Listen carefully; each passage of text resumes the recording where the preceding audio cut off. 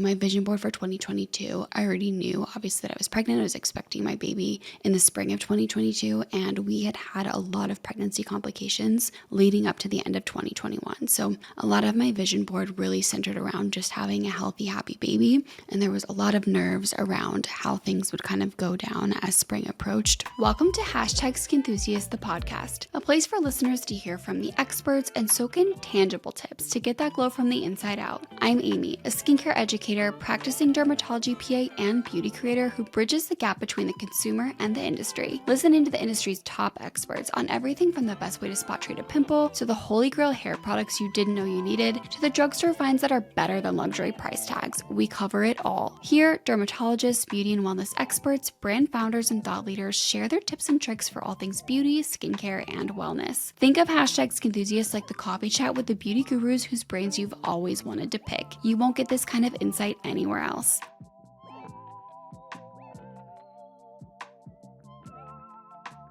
Hello and welcome to another episode of #Skinthusiast, the podcast. Today's episode was supposed to go live on the 31st, but bear with us, we had some technical issues, so it is going live today and it is still incredibly relevant. I am someone who really enjoys goal planning and vision boarding for the new year, but I am also someone who has taken this process well into January and even February before. So if you are someone who is kind of consuming all this content around the new year and feeling behind, don't be. You still have plenty of time to get your vision down on paper or down on technology so that you can constantly have something to refer back to throughout the year to kind of help you visualize your goals. I have been creating vision boards since 2020 and have had some really beautiful moments of realization. And the one that always comes to mind when I think about my vision board is in 2020. My vision board for 2022, I already knew obviously that I was pregnant. I was expecting my baby in the spring of 2022, and we had a lot of pregnancy complications leading up to the end of 2021. So a lot of my vision board really centered around just having a healthy, happy baby, and there was a lot of nerves around how things would kind of go down as spring approached. And there was one picture I had found on Pinterest of this cute little baby. She was so happy, and she had a little shirt on that actually said happy. She had her arms kind of over her head. She was probably like 6 months old. So that was one of the photos that I had put on my vision board that year just to kind of encompass what I was hoping for when it came to the end of my pregnancy. So fast forward to maybe 4 months after Josie was born, we were on a short flight to Ohio and she was just doing so well. She was always a really good flyer, and we happened to have the middle seat in between my husband and I free. So we put down her blanket and kind of like laid her down there and let her babble. And I didn't realize it at the time until I looked at her laying there in her little Gap shirt that said happy, with her arms over her head, her little binky tie tied to her shirt, that was almost the exact photo that was on my vision board. And there have been so many other moments that have been similar to this one where it really was just a nod to the process and really kept me focused on my visions for the upcoming years, because I know this works. It's something that I've seen time and time again, and it's just a really beautiful way to make your desires known to the universe and kind of just encompass all in one graphic what you're hoping the year is going to look like for you. So I wanted to walk you through my process, starting with some of the tools I use, some of the tools you're going to need to follow along. The first being Pinterest, of course. This is how I search for images that align with the vision in my mind's eye. I also use my camera roll to pull photos for areas I'm grateful for. I'll be talking more on this later, but I also pull real world snippets that you'll need to edit to reflect and direction you'd like to take. So again, I'll talk more on this later, but you'll also need your camera roll.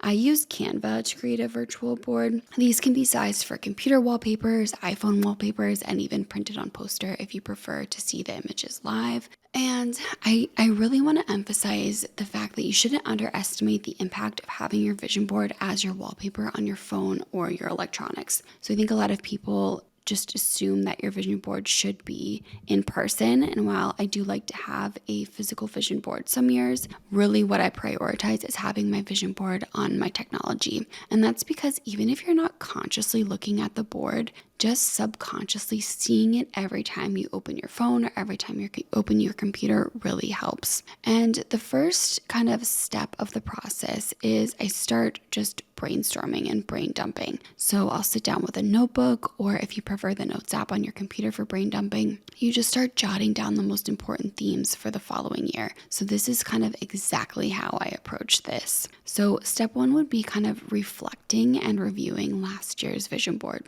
So who is the person here today versus the one who created this board a year ago? What realized from last year's board? What am I still working towards from last year's board? And what no longer serves my current desires? So inevitably, every single year, there are things on my vision board that have come true, things that maybe I'm progressing on but still haven't come fully to fruition. And inevitably, there are one or two things on my vision board that honestly I don't even want anymore. And I think that this reflection step is really, really important, just to kind of look back on how you've grown personally, how you've grown professionally, and understand how your wants and needs have changed since you were doing this exercise last year. I also really like to take a moment of gratitude for everything that did come to fruition and the redirections that might have occurred, showing me my true desires. So for instance, last year I had a lot of brand work and travel on my vision board because I was really excited to delve into some larger travel projects. However, I quickly realized that I prefer really to save those travel opportunities to kind of few and far between, and only the ones that are really worth it for me, because it means having to cancel patients here in Miami. It means having to leave my family. And I just really got realigned with what my goals were in terms of traveling for work. So it doesn't mean I don't travel for work or don't love traveling for work, but it's not something I'm going to be putting on my vision board moving forward, because it's not necessarily something I want to do in excess or really focus on this year. So this is a great time to reflect on how you've changed as a person, how your goals and desires have evolved over the last year. And then I think it's also important to understand limiting beliefs. So if you're new to vision boarding or manifesting, understanding how the universe is always working for you is incredibly important. I've had to do a lot of inner work on this. I've read a lot of resources on kind of limiting beliefs and how much of what we don't accomplish is really because of our own cap that we put on ourselves, whether it be consciously or subconsciously. So the fact is that well-being always flows. It's up to us to allow it, which can be really, really hard,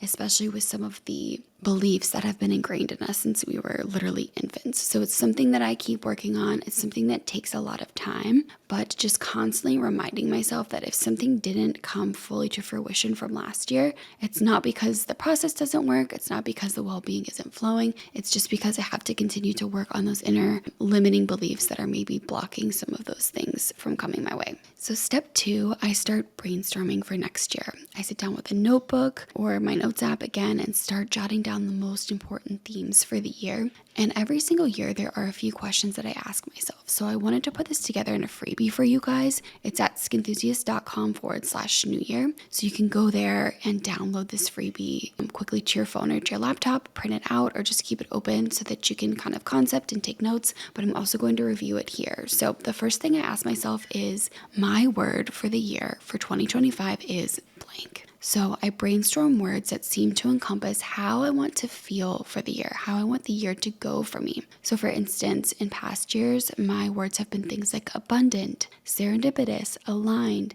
anything that gives me a sense of excitement when I view the word and really encompasses how I want the year to go. This step really always takes me the longest, and it's something I sometimes will actually add in later. So I never want to hastily choose a word. So for example, my vision board has been done for almost 2 weeks now, but I still don't have my word. And that's because I'm really taking my time to pick it, because it is an important, it's an overall theme for the whole year. So don't be discouraged if this is something that you don't nail down right away, you really want to feel goosebumps when you think of that word and know that it's perfectly aligned with the year that you want to have. So again, don't be afraid to work on your board and slap this word in later when it comes to you, rather than instead choosing a word and then picking pictures and themes that go with the word just because it kind of goes together nicely. I would rather you work on your board and make sure that the board's imagery really encompasses how you're feeling and how you want the year to be, and then slot in the word later when it comes to you and feels like it's just right. The next question I ask myself is, in 2025, I want to feel blank. How do I want to feel this year? Understanding that overall emotions you'd like to embody in the coming year can help you pick a vibe for your board. So not that your board necessarily needs to be cohesive or aesthetic or have a vibe, but I do like when my vision board tends to feel cohesive enough to spark an emotion when I look at it. So I want my year to feel calm, connected. I went for a kind of a yellow theme to pull in that calm presence, joy, and happiness. And then I use words and colors here to represent what I want, how I want to walk through this year. So when I'm searching on Pinterest, if I'm searching for a specific term, I'll kind of scroll through. Firstly, I'll just save everything that reminds me of my words or my desires, and then I'll kind of go through and cherry pick the ones that I feel like overall the vibe and even the colors encompass how I'm feeling. Next question, what are 2 to 3 big, hairy, audacious goals I would love to accomplish this year? I love that term, big, hairy, audacious goal, because it really encourages you to reach for the stars and add a few goals to your board that seem impossible. Now, you can approach this in a couple of different ways. I am someone who, as long as I'm seeing gains, I'm happy. I love to feel progress and feel like I'm inching towards my goal. So if I don't necessarily realize a goal from my vision board, but I, at the end of the year, have made strides towards it, that makes me really happy. So for instance, if you, for example, want to make $1 million this year, but you make $50,000 last year, will you be happy if you make $100,000 or $150,000 this year because you're improving?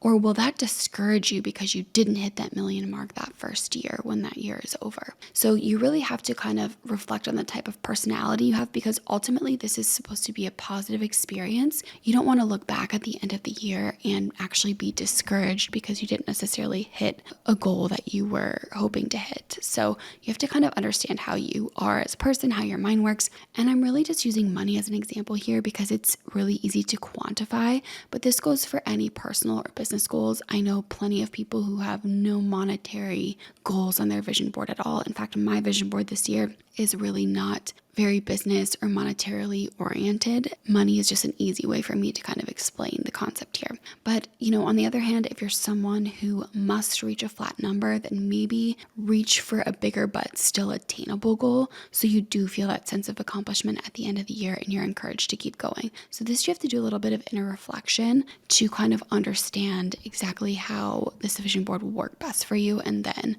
change it accordingly. This episode is brought to you by, well, me.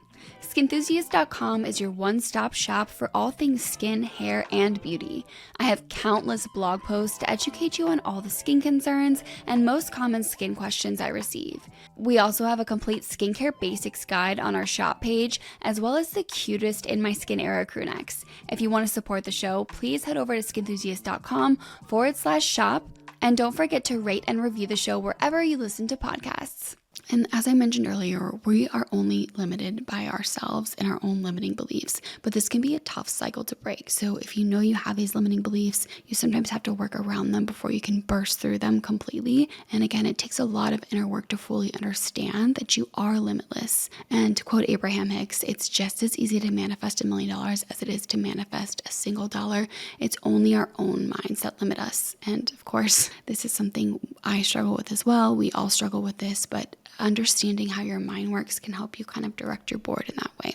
Don't be afraid to get specific in your current business ventures. What are some specific goals, specific salary you desire? Get creative with cutting and pasting to symbolize your name. Let me say that over. Get creative with cutting and pasting to symbolize, like maybe you put your name at the top of a call list, or your monthly commission check at work, you edit it to the amount that you would want, or your podcast at the top of the podcast charts. So don't be afraid to get creative with this imagery and kind of combine your images that reflect your desires with present images. So for example, you might take, if you have a podcast, you might take your podcast art that is already out in the world, already in existence, and manipulate it to say that it's a top podcast on whatever chart that you're aiming for, so that you can have that imagery in your head, or have a cover photo of you on a podcast that you want to be a guest on, etc. Don't be afraid to kind of mix and match present images with your desires. Next question I ask myself, in 2025, I want to travel to blank. Now, of course, this is really only relevant if travel is a big part of your life, but you can add magical Pinterest moments to your vision board that represent places you'd like to travel. I personally like to keep it to 1 to 2 of my most anticipated trips. So, for example, this year I'm manifesting a slow month in Europe with my family in the summer, and I would also really love to go on a family camping trip in the mountains. I want both of these trips to be about slowing down, connection with friends and family, being surrounded by nature. So I chose images that represent that to include in my vision board. So in past years, I've always really loved doing a shorter summer trip to Europe, and it's so funny how my boards have kind of adjusted and evolved over the years. So in previous years, my little section on my Europe trip has always been very kind of glam and exciting and fast-paced, and cappuccinos and the Eiffel Tower and, images from the airplane. But now the imagery has completely changed, even though it's still a Euro trip that I'm manifesting. It's a lot more about slow garden mornings and time with family. So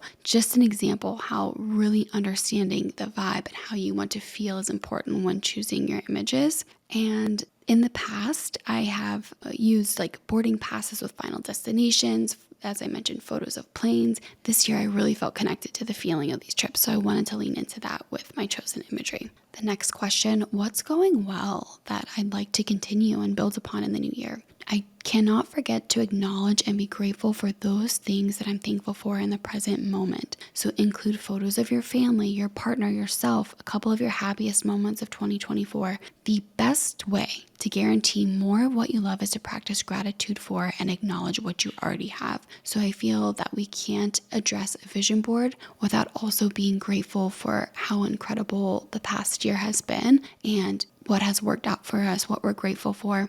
And just a little note, if you're feeling really down this year, or you feel like this year was really tough, those are the moments in my life when I lean into gratitude the most. Just thinking about the 5 to 10 things in your life that really are going so well for you. So whatever those things may be, sometimes you have to dig deep because sometimes things aren't going that great. But making sure that you're feeling grateful for what's going your way, for the blessings, and just understanding that the quickest way to more of what you want is being grateful for what you already have was a huge barrier that I had to burst through when I first started this whole process. So now that we've asked ourselves all those questions, again, you can go to skinthusiast.com/New Year and print out that free printable. Once we've asked ourselves those questions and brainstormed on all those answers, it's time to start creating your board. So I use Pinterest to search images of what I'd like to include. You can feel free to keep your search terms higher level and vague, such as motherhood or travel, to see what sparks your interest. Or you can get it as granular as mountain camping trip with family or Euro family trip with a toddler, to really hone in on the images that are going to spark your mind to view these trips or view these experiences in the way that you're thinking about them. If you know your word of the year, search that word to see not only if photos come up that encompass it, but also if there are any pretty fonts or graphics of the word itself that you can include. The more you search and browse, the more will spark your interest. So really have fun with this, drink your tea or your glass of wine, and just have fun on Pinterest finding images that spark joy. Then save everything to a dedicated 2025 vision board on your Pinterest. I pin anything that sparks emotion in the beginning, so I really go heavy on the pinning. It doesn't mean I'm going to use all of it, but I just pin anything that sparks joy. Then, after I've searched all the keywords that I've mentioned in the vision boarding exercise that we just spoke about, I go through the Pinterest board and keep my favorite 1 to 3 images that represent any given topic. That way I'm not overwhelming my board with too many images from one topic, and I have room to kind of include all of the major things I want to include. And I'll save each of these images to my desktop or tablet. The next thing you're going to want to do is open up Canva and start with a computer wallpaper size template and just upload and dump all those Pinterest images that you just saved. Then you'll go through your camera roll, review some of your favorite photos from the year, and upload any of those that spark joy to Canva. Again, anything that you're going to want to kind of Photoshop or manipulate, as we spoke about earlier, make sure you're adding in any of those from your own personal life that you're going to be adding into the vision board. And now we just plug and play. I spend the next 30 minutes or so kind of dumping these photos onto my template, resizing them, moving them around, and it's really easy to get stuck in a perfectionist mindset here. So what I have really done over the years is tried not to get stuck on the final product. Like, I used to spend hours making sure it was absolutely perfect, but then that would just stress me out more. So remember, the purpose is just to spark emotion, to spark joy. Don't get hung up on making your board perfect. It's really, I've taken a much more relaxed approach to my board this year and last year. Feel free to sit with your board for a few days on Canva to be sure you like everything before exporting. So if there's something that you wanted to add or some things you wanted to change around, you can do that. I like this approach better than just sitting there for hours and hours and making sure that it's perfect before I export it that same day. I'd rather just take a few days, come back and add stuff if I need. So next I'll export the computer wallpaper and save it as my background. And then I'll resize the image in Canva for phone screen. So you'll have to move and resize images once you resize this.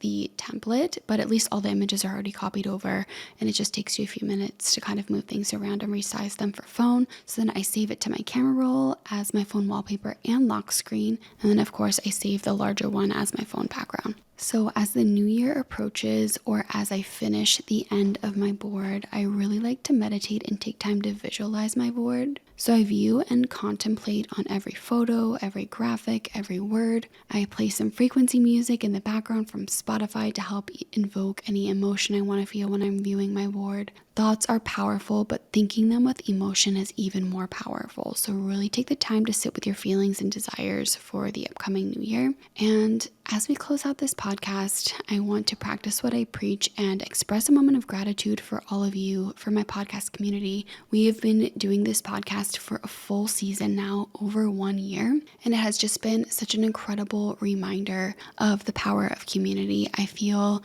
that the people who listen to this podcast are really like the tried and true skin enthusiasts. You know, we have a larger audience on some of the other platforms, but I do feel like this and my newsletter community are like the tightest knit communities that I have. And I can just tell by the DMs I get from listeners, the comments I get, the email replies I get to my newsletter. I know that you guys are the real ones. So thank you so much for being here. I hope that you've learned a lot from this podcast. I hope that it's opened your eyes in maybe some ways you weren't expecting. And I hope that you'll tune in for next week because it's a good one. So with that, I will talk to you next week, skin enthusiasts.